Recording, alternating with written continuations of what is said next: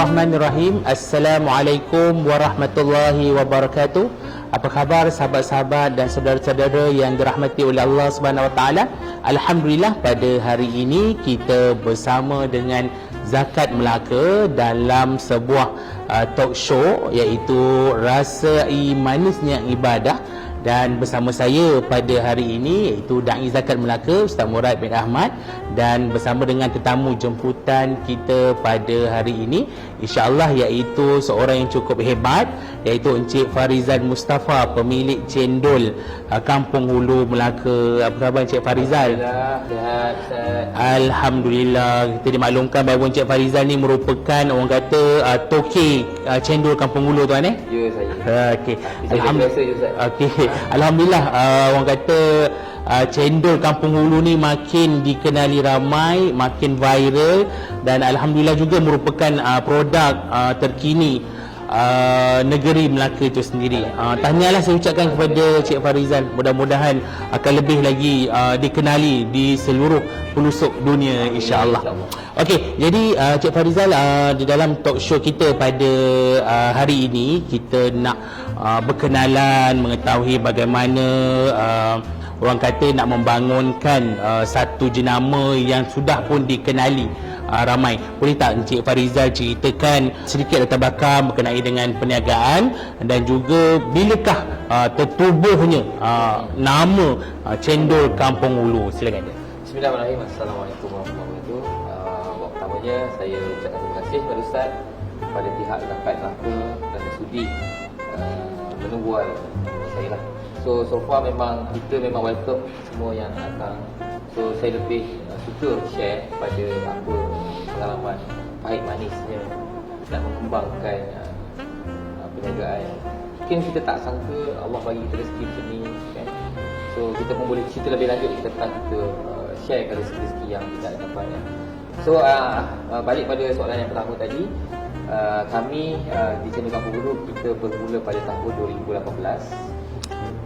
Di mana kita start dengan kedai kecil je. Kalau orang Melaka ni tahulah kedai Tuan Hak tu, sebelah Tuan Hak tu kedai kecil je. Asalnya memang sebelum ni saya tak, bukannya based on orang F&B, tapi orang IT. Saya graduate IT, bertugas di sebuah agensi separuh kerajaan, tapi berhenti kerja dan menceburi bidang perniagaan seterusnya lah. So start 2018 sehingga kini 2023, alhamdulillah mungkin dalam 5 tahun. So itulah pahit maunya kita start tumbuh sampai sekarang. InsyaAllah saya akan cerita lebih lanjut untuk bisnes ni. Tapi sebenarnya Ustaz, saya macam-macam bisnes saya try buat, dan alhamdulillah Allah bagi rezeki yang di Cendol ni lah. Mungkin mendapat keberkatan dekatnya dengan Masjid Kampung Hulu yang kita sedia maklum bahawa Masjid Kampung Hulu ni satu ikon bagi negeri Melaka sendiri. Asalnya Ustaz, nama kedai itu tak ada terfikir macam Kampung Hulu. Nak buat nama-nama trending masa tu, orang muda kan suka trending nama trending. So kita start lah fikirkan apa yang sesuai untuk nak namakan produk cendol ni. Sedangkan semua orang ada cendol ni, banyak jenis cendol ada kat Malaysia ni. So kita namakan kenapa tak namakan Kampung Hulu? Sebab Kampung Hulu kita ada masjid tertua, Masjid Kampung Hulu. So itulah wujudnya nama cendol Kampung Hulu. Mudah-mudahan insya-Allah. Okey, tadi Encik Farizal memaklumkan kepada kami semua bahawa cendol Kampung Hulu ni wujudnya lebih kurang 5 tahun. Mungkin dalam 5 tahun tu kita sedia maklum juga bahawa 5 tahun tu daripada tahun 2020 kita terlibat dengan PKP, COVID dan sebagainya. Mungkin dalam tempoh perniagaan tu ada orang kata pasang surutnya kan. Apatah lagi time PKP tu kita ada tak boleh, orang tak keluar. Jadi dari segi perniagaan tu bagaimana? Semua orang masa PKP tu, masa tu memang terasalah dia punya. Memang terlibat, terasa tercedok. Semua memang lebih-lebih lagi perniagaan yang tak boleh buat perniagaan. Kita bisnes di F&B alhamdulillah boleh lagi lah sikit-sikit. Tapi Cendol Kampung Hulu kita lebih 95% kita punya audience adalah orang luar yang melawat Melaka. So memang kita bayangkan bisnes 100%, 95% tu orang luar tak masuk Melaka, kita dah kena block. So 5% je lah market yang ada kat Melaka ni. So bagaimana nak survive dengan staff ramai, dengan branch yang banyak, itulah hikmahnya 2018 masa tu kalau ikutkan dia punya graf tu tengah naik, tengah kemuncak. Bila tahun 2020 tu kita PKP, Covid dan sebagainya, dia agak, orang kata graf tu agak turun. Jadi mungkin agak lagi habis tu. Mungkin dah kita ada hikmah di sebalik setiap dugaan tu. Sebelum tertubuhnya Cenderawasih Bulu, saya ada satu lagi kedai makan di Kota Laksamana. Itu zaman kejatuhan yang sangat teruk lah pada saya. Memang Allah uji saya masa tu. Memang tahap nak gaya ni, memang nak belikan baju anak pun tak cukup ni. Minta tolong orang rumah coverkan lah masa raya tu. Dia kerja government, so at least adalah dia backup untuk cover time raya. Memang teruk masa tu. Memang Allah uji saya teruk. Tapi kita ni manusia ni tak boleh berkuasa lah. Betul. So rezeki Allah tu ada di mana. So selagi kita usaha, kita berdoa pada dia, so insyaAllah akan berubah lah. Okey, Cik Farizal, di sebalik kejayaan sesebuah kehidupan ataupun perniagaan dan sebagainya, pastinya ada orang belakang pendorong kita. Bagaimana Cik Farizal akhirnya berjaya lah, orang kata, mewujudkan satu produk yang dikenali ramai, Cendol Kampung Ulu. Bolehkah kita berkongsi siapakah menjadi, orang kata, tulang belakang? Tadi ada cerita pasal isteri kan? Sebenarnya kalau balik pada apa yang soalan tadi tu, patah balik apa yang saya buat selama ni, selain daripada keluarga saya tu, family saya tu, memang itulah tugang belakang je lah. Masa susah dia, senang dia kan. So apa yang saya nak sampaikan ni adalah something yang mungkin kita rasa terlupa. Saya leka masa tu. So sebelum ni, apa yang saya buat selama ni, ada benda yang tak jadi, ada benda yang tak kena. Ada dua benda lah saya nampak. Satunya, saya buat apa benda, bila mak saya tahu, selepas benda tu berlaku. Maksudnya, bila saya dah buat something tu, tak cakap dengan dia. Tapi bila dah buat, okey, mak saya datang Melaka, mak saya duduk bilang, ni mak ni Alung punya kedai ni, Alung buat kedai makan. Oh, itu, okey. Tapi, apa yang saya buat sebelum ni, mesti ada sangkut tengah jalan, something wrong. Tapi, Alhamdulillah, bila saya ubah, saya pun dah tutup kedai yang first tu, yang Kota Laksamana tu, dah memang tak boleh pergi lagi. Terus apa yang kurang? Satu, saya nampak saya tak beritahu mak saya sebelum, saya tak dapat restu daripada dia. Satu lagi, saya kurang bersedekah. Saya kurang. Masa tu kita rasa macam duit kita sendiri pun nak ada ni, pun nak cover sendiri pun cukup. Macam mana kita nak sedekah orang? Tapi itulah, bila itu benda yang saya rasa macam kekurangan lah. Kita rasa kita tak cukup, tapi kita tak bagi kat orang. Sedangkan kita tak cukup ni pun kita bagi, kita ada orang lagi susah pada kita ni. Yang satu lagi mak saya, yang saya kena maklum kat dia apa yang saya nak buat sebelum berlaku. Satu lagi kita bersedekah lah. Bila saya buat benda tu, bila saya amalkan, saya cakap apa benda yang saya nak buat, contoh Kampung Ulu, saya beritahu mak saya dulu, mak, Alung ada plan nak buat ni, something ni dekat Kampung Ulu. Habis kedai lama tu tu dah tutup mak ni, apa masalah? So bincang. Sebenarnya Alung kena beritahu mak dulu, so minta restu mak lah. Mak memang mak pun cakap, alah Alung, mak memang selalu doakan macam tu lah.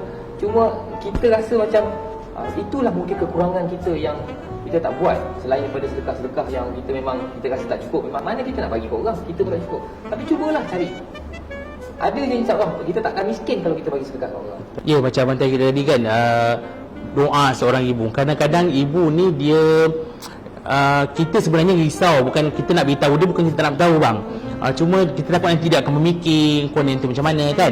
Tapi sebenarnya kita hanya sekadar memberitahu, itu adalah dia akan mendoakan setiap apa langkah yang kita lakukan. Betul, keberkatan daripada ibu, keberkatan daripada kita bersedekah. Okey bang, jadi perniagaan abang pun kita tengok alhamdulillah makin stabil dan alhamdulillah dikenali ramai. Apa perancangan untuk masa hadapan ini, dan juga sejarah perniagaan yang lalu memberi satu motivasi supaya tidak berlaku untuk kali yang seterusnya. So apa yang berlaku sebelum ni memang itu expensive lesson. So apa yang akan datang, kita punya plan is sekarang ni alhamdulillah kita dah ada 6 branches yang ada di Kampung Ulu, dan yang terbaru di Port Dickson, Port Dickson. Yang akan datang kita still akan expand. Yang mana poin pertama ialah kenapa, sedangkan kita dah rasa macam kalau katakan seorang businessman yang mindset dia rasa cukup lah, Kampung Ulu pun dah cukup lah. Tapi saya fikir kita dah ada staff yang begitu setia, kita anak-anak kita yang saya panggil anak lah dalam staff Kampung Ulu. Kita kita ramai, lebih kurang 50-60 orang lah. So dia orang ada family, dia orang ada kehidupan masing-masing, dia orang ada orang-orang yang dia orang perlu untuk dia orang tanggung. So plan saya buat expansion ni bukan untuk setakat untuk diri saya, tapi sebenarnya lebih kepada matlamat saya untuk menyenangkan mereka. So memang dia orang ni grow dalam company. So point is, kenapa saya buka, bila kita buka kita ada lebihan ataupun kita ada ruang untuk naik pangkat, kita ada lebihan untuk bagi bonus, kita ada lebihan untuk kita buat something untuk dia orang. Alhamdulillah, so ada few yang staff kita yang dah kita bagi benefit yang tak perlulah saya sebut. So kita dah bagi benefit setiap orang setia pada kita. Last kali ending saya sebelum saya tutup mata, saya nak buatkan rumah dalam kelompok saya sendiri. Maksudnya rumah saya, rumah mereka yang masih yang setia dengan saya ni duduk sekali dengan saya. So itu yang last kali, itu yang saya impian sebelum saya ialah sebelum dia orang sambung perniagaan tu lah. InsyaAllah, Alhamdulillah. Jadi mungkin lepas ni ada nak buka cawangan cendol Kampung Ulu ke? Ya, kami akan buka di Penang. First phase dah jalan dah. Yang sekarang sedang jalan first phase untuk Semenanjung, Penang, Terengganu, Pahang dan Melaka satu lagi nanti, insyaAllah. Dan kita beralih ke Sabah Sarawak, kemudian ke Indonesia, insyaAllah. Kalau InsyaAllah akan dipermudahkan urusan abang ni. Jadi setakat ni yang di Melaka berapa banyak cawangan ada bang? Melaka ada satu yang besar dan satu drive-thru. Di mana tu? Di drive-thru di belakang office kami. Okey. So memang drive-thru tu function betul. Masa Yalah. PKP tu memang tu lah sumber utama. Tapi tak macam yang besar lah sekarang ni. So masa tu memang darurat masa lah kita buat tu. So yang kedua di Muar, ketiga di Pang sana, Johor Bahru. Yang besar di PD satu di Teluk Kemang, Bos Kampung PD. Yang keenam di Sunway Pyramid, dalam Sunway Pyramid. Sambutan yang di luar daripada Melaka je macam mana? Maksud saya kedai yang cawangan. Impact yang paling top still kat Melaka, sebab Melaka mungkin tumpuan seluruh tak nak Malaysia, dunia pun datang. Mak Saleh pun makan cendol yang ni. So impact paling besar di Melaka lah, still kat Melaka. Dia tak boleh lawan branch lain, still tak boleh lawan. Still Melaka yang paling top. InsyaAllah lah akan, orang kata mungkin lepas ni kita luaskan kepada negara, luar negara pula kan. Bukan menerima betul, rasai cendol Kampung Ulu, Melaka. Okey bang, jadi satu soalan yang saya perlu tanya, kan? Okey, bagaimana dengan penunaan zakat?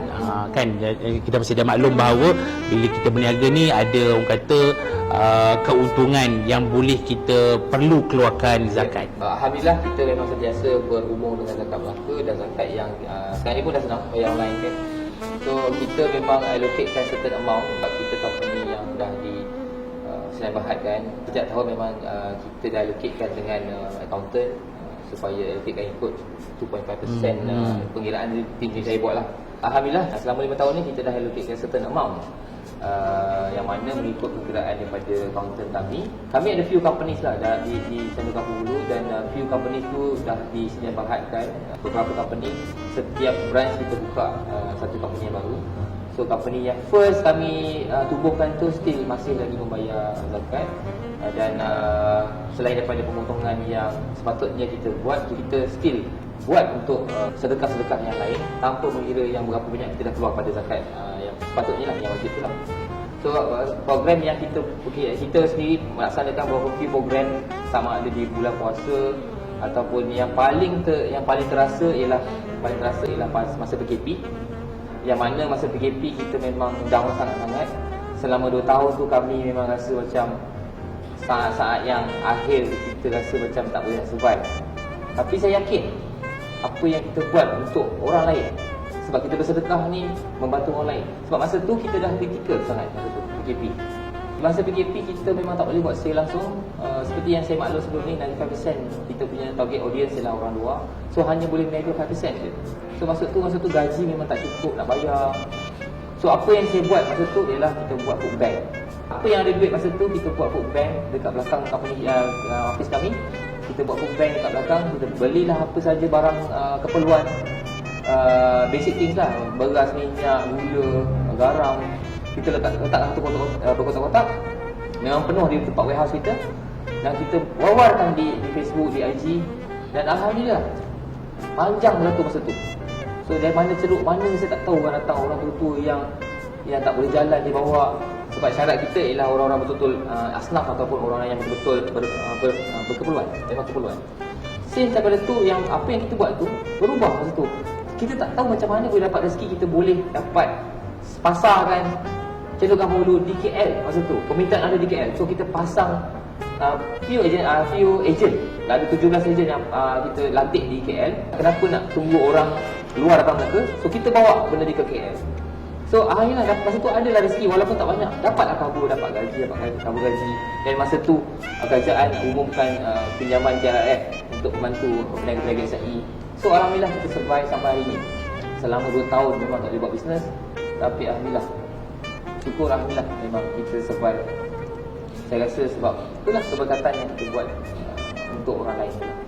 Okey, Cik Farizal, dari segi penceritaan tadi, maknanya Cik Farizal ada mengeluarkan zakat dan juga ada bersama-sama dalam membantu golongan-golongan yang memerlukan. Jadi ada tak perbezaan pengalaman perniagaan sebelum ini dengan perniagaan yang sekarang ini yang Cik Farizal lakukan? Ada tak nampak? Apa yang saya nampak impact daripada tu, apa yang saya buat sebelum ni, short sendiri.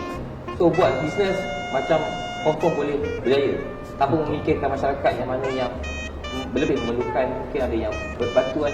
Mungkin daripada masa tu mungkin kita tak bercampur banyak, so kita duduk di bawah kelompok kita sendiri. So bila something happen masa tu, bila dah tutup perniagaan, buka bisnes baru, so kita expose dengan orang luar, so kita lebih study kenapa, apa yang berlaku sebelum ni, kita study balik apa kesilapan kita daripada dari segi fizikal, daripada segi rohani. So dua-dua main peranan penting untuk saya mengubah angle dalam melakukan perniagaan. So alhamdulillah bila kita buat something yang bukan maksudnya kalau kita buat ni memang kuranglah kita punya pendapatan sebab kita tolong ni, tapi ada je rezeki yang kita tak nampak, yang tiba-tiba Tuhan bagi kita. Alhamdulillah. Boleh berkongsi dengan kami dari mana sumber Encik Farizal mendapatkan info, maknanya kewajipan untuk menunaikan zakat tu? Sebenarnya zakat merupakan fardu Islam, apa tu? Rukun Islam tu. Nak perlukan info tu mungkin untuk kita refresh, kita remind balik sebenarnya benda ni. Kadang-kadang kita tahu je Farizal. Kita tahu, tapi kita tak leka lupa. So sedangkan Allah dah cakap dah dalam Al-Quran, sembahyang, tunaikan zakat. Itu sebenarnya wajib. So bila kita leka, so kita lupa benda tu. So bila benda berlaku, something yang berlaku kita, barulah kita tersentak. Ada something yang kita tak lakukan lagi. So apa kurangnya itu? Tapi ada something yang belum. So itu yang kita study pasal ibu tadi, pasal kita bersedekah tolong orang. So even sampai sekarang pun saya still ada lagi few peniaga yang susah, yang kita tolong RM40, yang kita expectkan memang hangus sudah tu, sebab memang susah.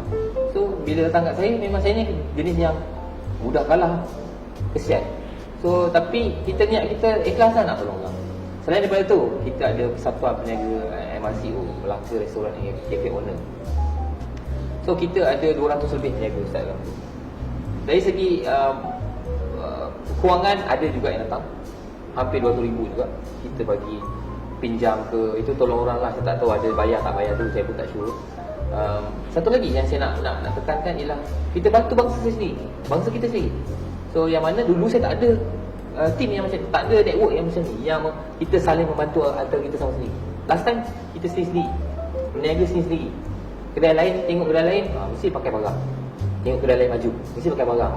So sikap tu yang saya ubah dalam MRCO, yang mana kita pergi setiap kedai, kita bantu mana yang boleh, dari segi kewangan, dari segi tenaga, dari segi ilmu. Saya tolong kedai-kedai yang kedai-kedai kita ni, orang kita ni, macam mana gunakan sistem secara percuma Ustaz, tanpa minta dia 100 sen pun. Yang penting saya cakap, doakan saya lah, doakan bisnes saya. Itu yang saya nak harapan. Kita tak tahu, setakat duit ni, memang duit ni akan habis. So bila kita buat something kat orang, so benda tu akan berjalan sampai mana orang tu gunakan apa yang kita bantu dia. Itu yang saya harapkan langsung. Jadi apa nasihat Cik Farizal dan pesanan kepada terutama golongan usahawan Muslim khasnya dan juga individu-individu berkaitan dengan kewajipan menunaikan zakat? harapan saya pada semua, walaupun anda susah mana pun, walaupun bisnes anda alami, memang kita turun naik tu biasa dalam bisnes, tapi jangan lupa kita bantu orang lain, ada orang lain yang susah. So bila kita bantu masyarakat, so kita akan rasa ketenangan, keberkatan dalam kehidupan kita ni. InsyaAllah kita doa pada dia, kita akan insyaAllah akan dimudahkan dan kita tak akan miskin bila tolong orang lain. Okay, Alhamdulillah. Jadi Alhamdulillah, diam tak diam kita berbual panjang rupanya kan. Jadi Cik Farizal, sebagai kesimpulan di akhir talk show kita ni, apakah nasihat dan juga pesanan dari segi kita nak mengingatkan kepada masyarakat luar berkenaan dengan zakat? Kita sudah maklum bahawa kita ni zakat bukan setakat zakat perniagaan, ada zakat-zakat lain yang perlu kita tunaikan. So secara kesimpulannya, apa yang saya nampak ialah zakat itu ialah kewajipan kita, rukun Islam. So tunaikan zakat, insya-Allah anda akan terus maju jaya, anda terus akan diberkati oleh Allah SWT. Amin, insya-Allah. Baik, terima kasih. Begitulah tadi perbualan kita, talk show kita bersama Cik Farizal, pengusaha ataupun pemilik kedai cendol Kampung Hulu Melaka, yang telah berkongsi banyak bersama dengan kita pada hari ini, dengan selok belok ataupun jatuh bangun dalam kehidupan, dan akhirnya bagaimana kita mencari solution dalam setiap apa masalah yang kita hadapi. Pastinya Allah Subhanahu Wa Taala berikan jalan, dan kita akan melihat dari segi hikmah yang Allah Subhanahu Wa Taala berikan kepada kita. Dan dari segi kesimpulan yang boleh kita kongsikan pada hari ini, iaitu bagaimana kewajipan zakat bagi setiap kita untuk kita melunaskan ataupun menunaikan zakat, bukan sahaja kita dengan zakat fitrah yang wajib pada kita semua, tapi kita ada zakat-zakat lain. Begitulah dalam kehidupan kita, bahawa kita kadang-kadang kita terleka, ya Cik Farizal, kadang-kadang kita terlupa, tapi sebenarnya kita ada perlu yang kita lakukan untuk kita memberkatkan lagi rezeki yang kita dapat. Okey, sekian dahulu temu bual kita pada hari ini. Terima kasih saya ucapkan sekali lagi kepada Encik Farizal Mustafa. Kami semua doakan supaya perniagaan Encik Farizal diberkati dan juga dirahmati Allah, dan mudah-mudahan lebih banyak lagi jenama cendol Kampung Hulu di Malaysia, serata Malaysia, insya-Allah. Wallahualam, terima kasih saya ucapkan kepada semua. Kita berjumpa lagi pada talk show akan datang. Wallahualam. Assalamualaikum warahmatullahi wabarakatuh.